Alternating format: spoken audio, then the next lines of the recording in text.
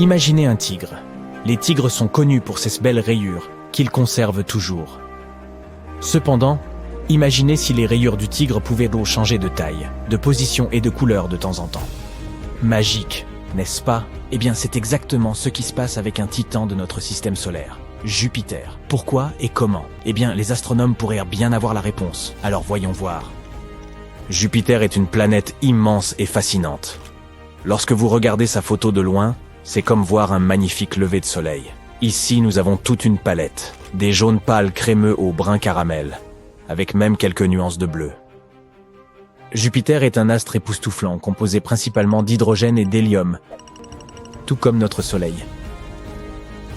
Cependant, elle n'a pas rassemblé assez de matière lors de sa formation pour devenir une étoile.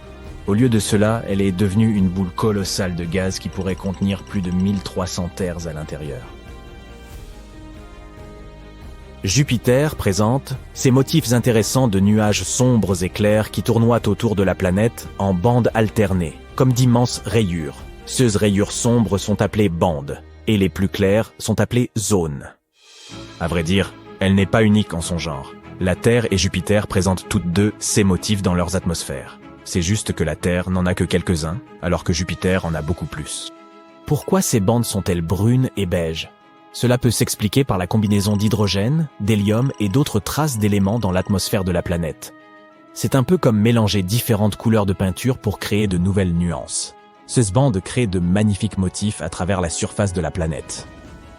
Bien, puisque Jupiter a une atmosphère imposante et un système météorologique similaire à celui de la Terre, elle connaît donc des tempêtes extraordinaires. Donc, même si ces bandes peuvent y sembler calmes et paisibles, elles font en réalité partie d'un système météorologique déchaîné. C'est comme une fête de tempête sans fin qui se déroule là-bas. Ces bandes et ces zones se déplacent dans des directions opposées autour de la planète. Les bandes tournent à rebours de la rotation de Jupiter, à contre-courant pour ainsi dire, tandis que les zones vont dans son sens. Et non seulement elles se déplacent dans des directions différentes, mais elles existent également à différentes altitudes dans l'atmosphère de la planète. Les bandes s'apparentent à des régions où les choses montent, comme des bulles dans une boisson gazeuse. Donc, le sommet des nuages à l'intérieur de celle-ci se trouve plus haut dans le ciel en comparaison du sommet des nuages dans les zones, qui sont donc plus enfoncées. Ainsi, même si la Terre et Jupiter possèdent cette similitude, leur météo est complètement différente. Ce serait comme comparer des pommes et des oranges. L'une des tempêtes les plus célèbres sur Jupiter est la Grande Tache Rouge. Mais pourquoi est-elle rouge? Eh bien, c'est un peu un mystère. Les scientifiques pensent que la tempête se situe à une altitude plus élevée que le reste de l'atmosphère. Cela signifie qu'elle reçoit une dose plus forte de lumière solaire. Imaginez-vous debout sur une colline, où le soleil brille plus fort sur vous par rapport au reste de l'environnement. De la même manière, la Grande Tache Rouge reçoit davantage de rayonnement du soleil.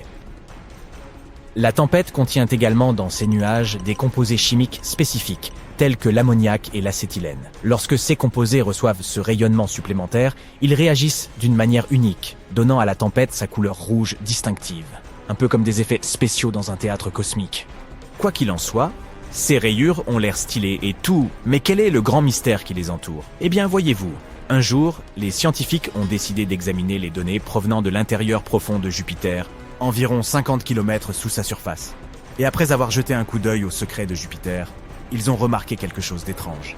Quand ils ont observé Jupiter en utilisant un type de lumière spéciale, dite lumière infrarouge, les couleurs de ces bandes ont réellement changé.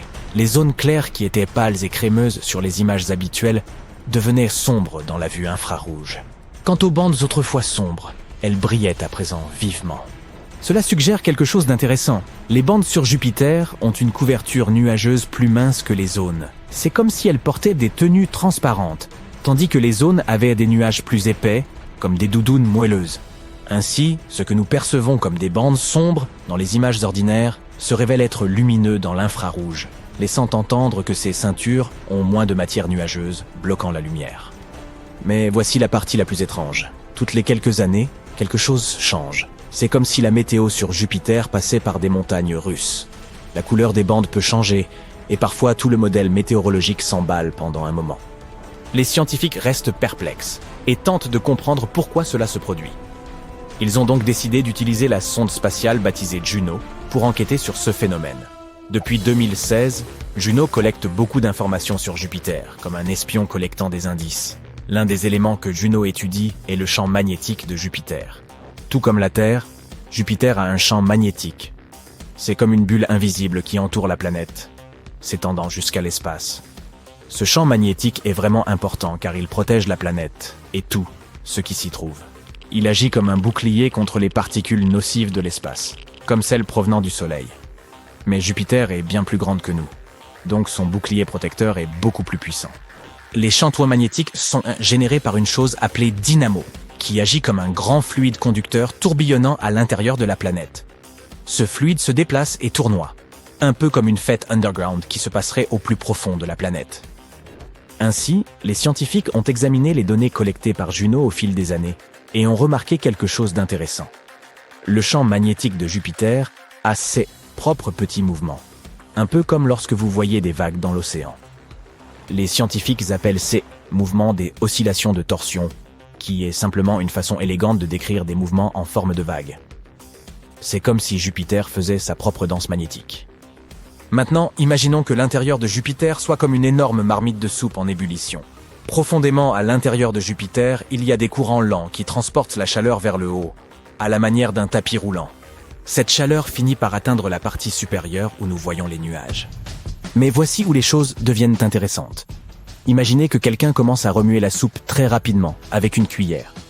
Ces mouvements magnétiques ondulatoires, les oscillations de torsion, agissent exactement comme cette cuillère.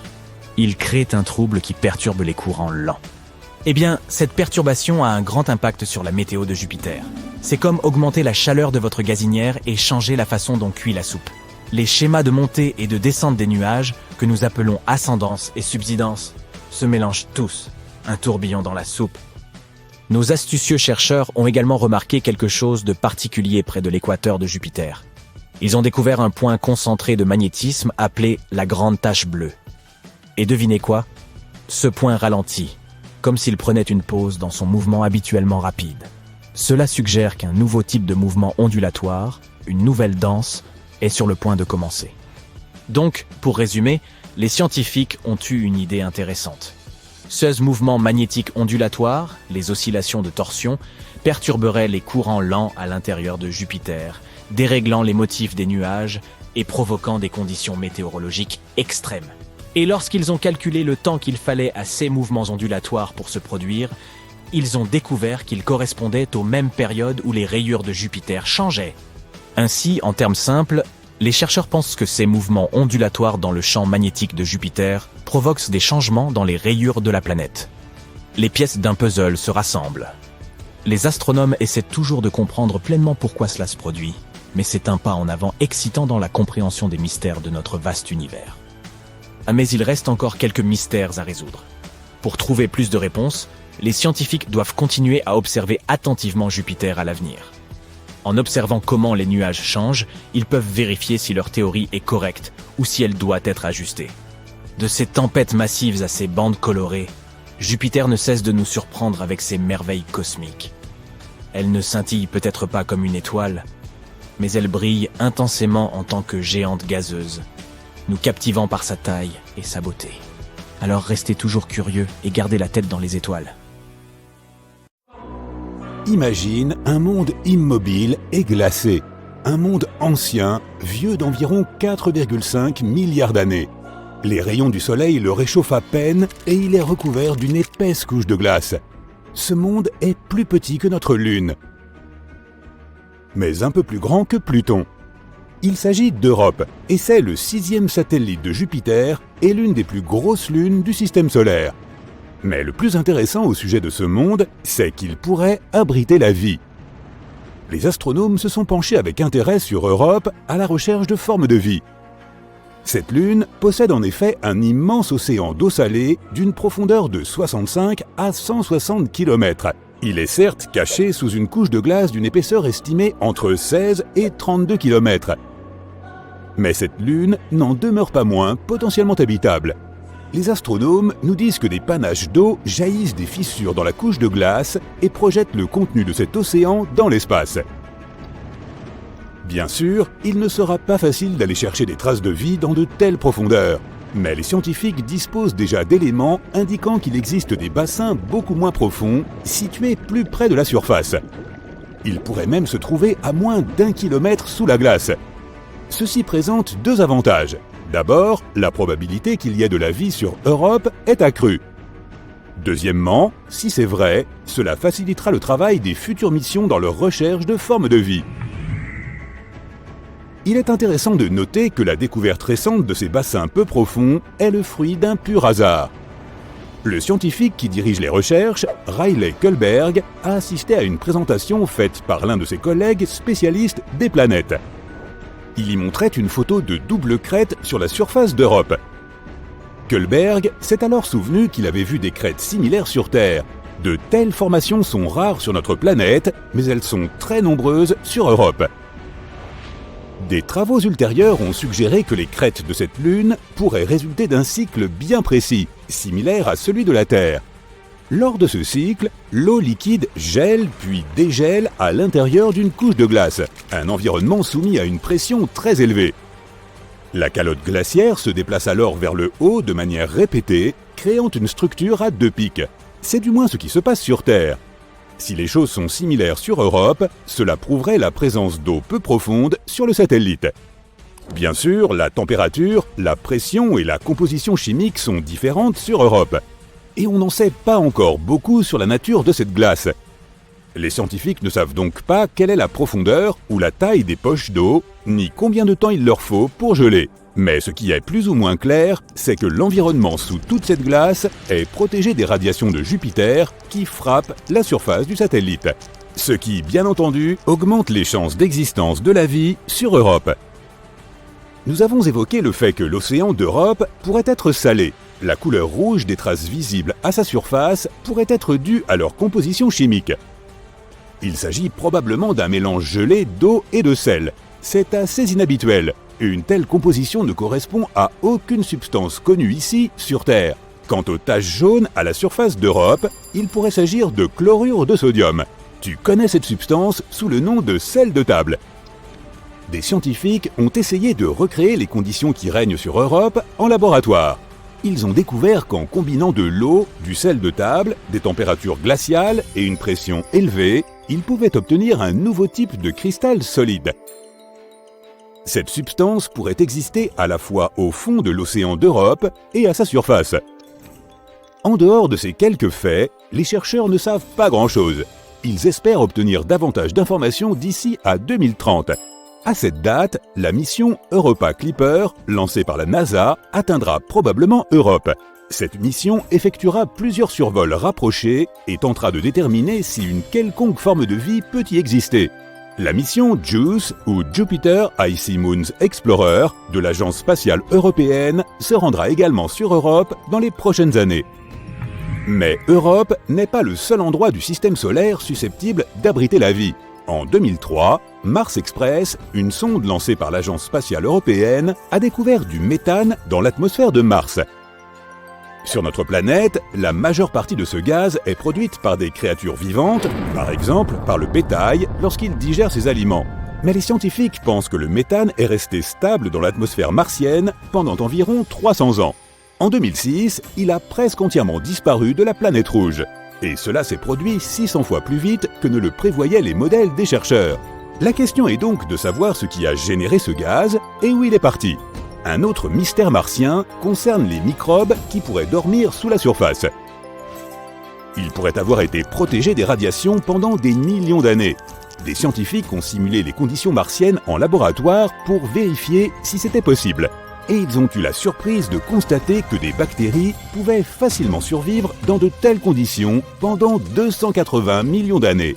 Cela signifie que si la vie a existé sur Mars, nous pourrions en trouver la preuve dans ses profondeurs en forant le sol de la planète. À l'heure actuelle, l'eau ne coule pas sur Mars et les cellules et les spores se dessécheraient tout simplement. De plus, la température de la surface est similaire à celle de la glace sèche. En d'autres termes, la planète est profondément gelée. Pourtant, il pourrait exister 6 types de bactéries et de champignons sous le sol de Mars. La plus probable d'entre elles est surnommée bactérie Conan, car elle est très résistante. L'avenir nous en dira plus. Passons maintenant à Vénus.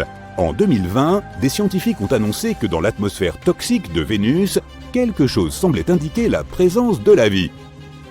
Hélas, les scientifiques ne disposaient d'aucune preuve, car ils n'avaient pas la possibilité de collecter des spécimens de microbes ni de prendre des photos.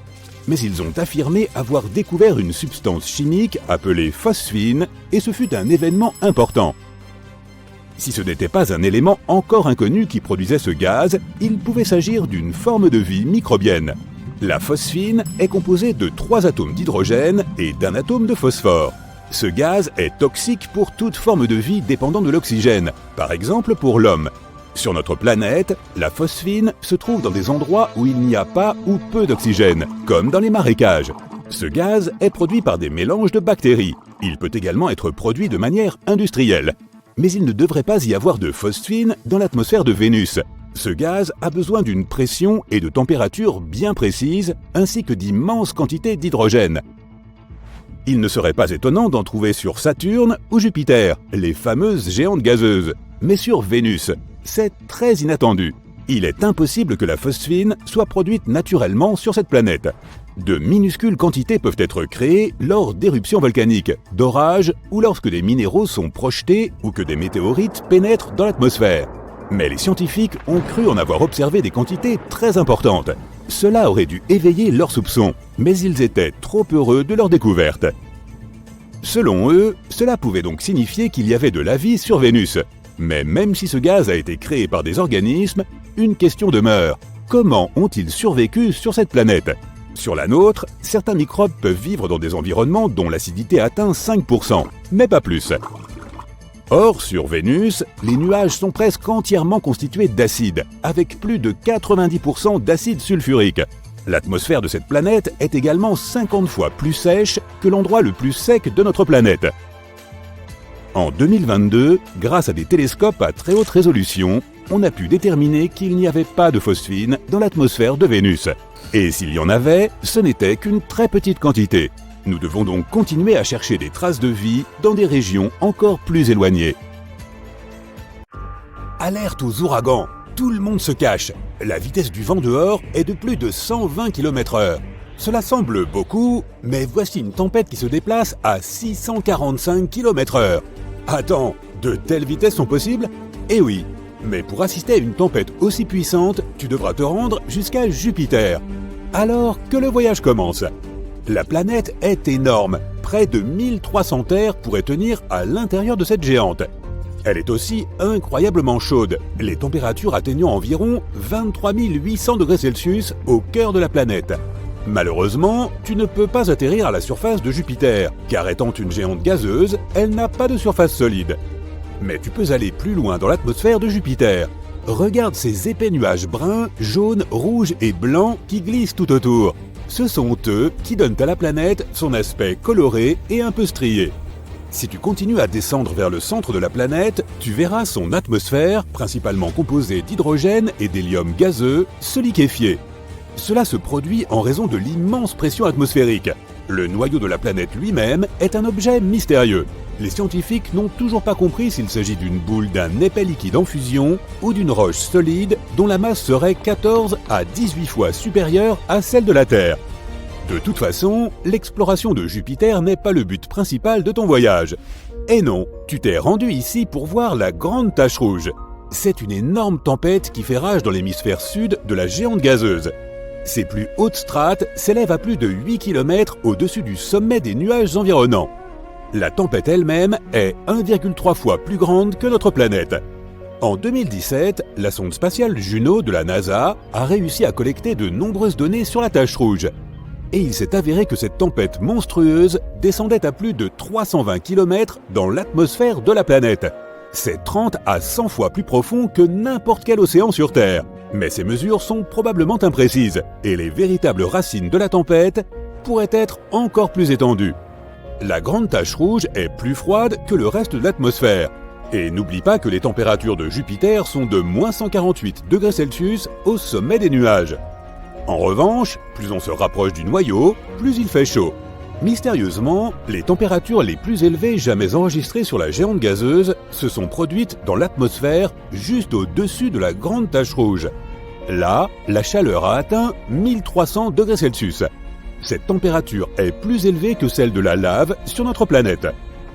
Les astronomes pensent que les turbulences causées par la tempête seraient capables de produire des ondes gravitationnelles et sonores qui pourraient être responsables de cette surchauffe. Mais la tempête elle-même est plus chaude en bas qu'en haut.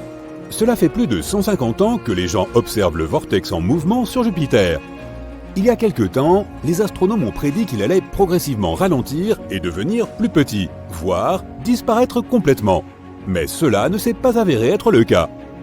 Après avoir analysé toutes les données recueillies à l'aide du télescope spatial Hubble, les chercheurs ont été déconcertés de découvrir que les vents, aux confins extérieurs de la tempête, avaient en fait pris de la vitesse.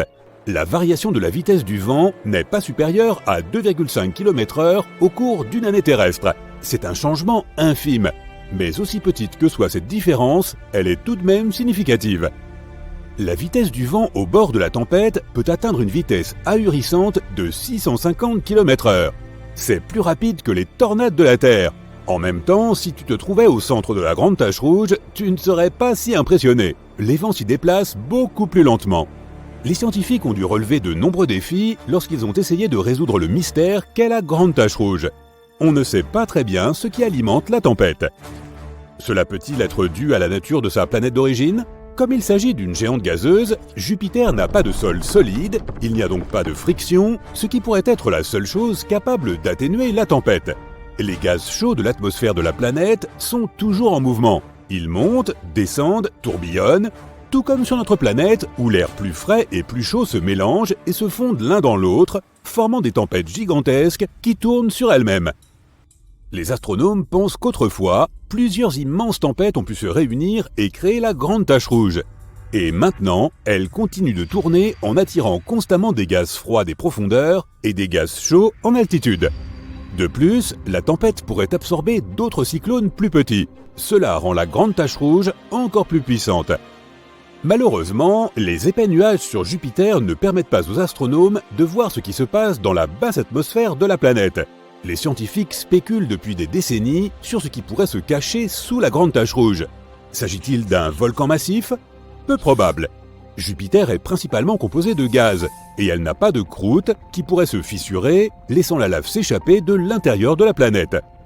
Il existe également quelques théories expliquant pourquoi la tempête possède cette couleur caractéristique. Elle varie du blanc et du rose pâle à l'orange vif, en passant par un rouge brique.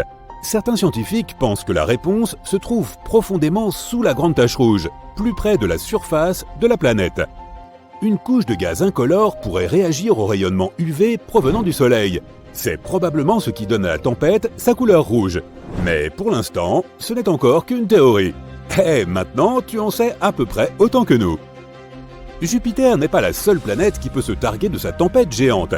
Une autre, aussi vaste que notre planète natale, fait rage sur Saturne. On l'appelle la Grande Tache Blanche. C'est pratique pour les différencier. La tempête a une traîne de nuages blancs qui encercle toute la planète, et elle se produit tous les 30 ans environ. Cette tempête démarre effectivement comme une tache, mais ensuite elle commence à s'étirer et à s'étendre.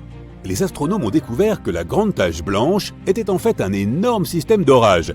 Et au sommet de la tempête, les éclairs peuvent jaillir plus de 10 fois par seconde. Mais le principal mystère concernant la Grande Tache Blanche est de savoir d'où elle tire son énergie.